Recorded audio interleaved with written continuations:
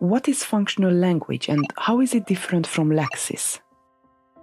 Okay, so a functional approach has its focus on the purpose of the message we want to communicate. Every message has a purpose, and it is this purpose that defines a specific function of the language used. How important is functional language for students? Right. So you could say that the more functional language students know, the more real-life situations they can interact in. And many students believe that the more grammar and lexis they learn, the more fluent they will be. However, I'm afraid this isn't entirely true. Depending on the context and how it is said, language can take on different meanings. So, in reality, students often aren't able to use their good knowledge of grammar and a wide range of vocabulary effectively, because they can lack awareness of what is correct and suitable in a specific situation or circumstance. So what do we teach to help students develop this awareness? What do I need to know about functions to teach them? Okay, so to achieve a particular function, we use what is commonly referred to as an exponent of a function. Exponents are either individual words or fully fixed or semi-fixed phrases that we use to express a particular purpose. For example, to make a suggestion. Now, if we make a suggestion to someone we know very well, we will probably use different exponents to the ones we would choose when making a suggestion to, say, our boss. Therefore, the implication is that in order to sound appropriate, students need to be aware of, firstly, who they are talking to, and how well they know this person, then what level of formality would be required, also what intonation to use, and then which words to stress in order to convey the intended message. So, as you can see, a lot of work in the area of functions is to do with politeness, register, style, and appropriacy. I understand. So, where do I start my planning? Right.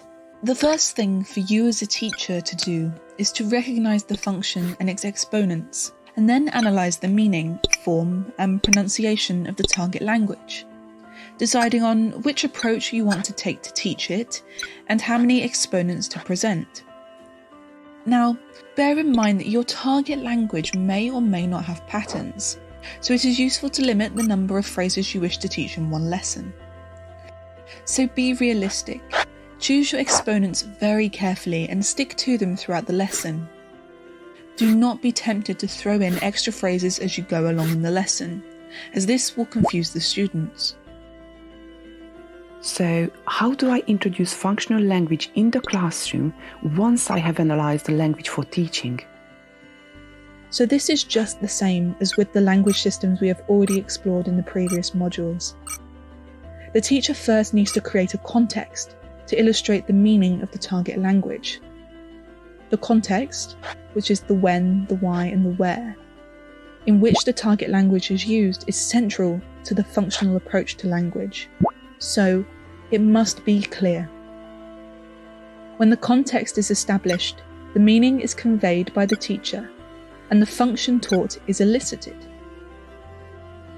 Can I use the same techniques for conveying meaning as when I teach grammar or lexis? Absolutely. You can also use the same MFP clarification strategies as well to deal with functions.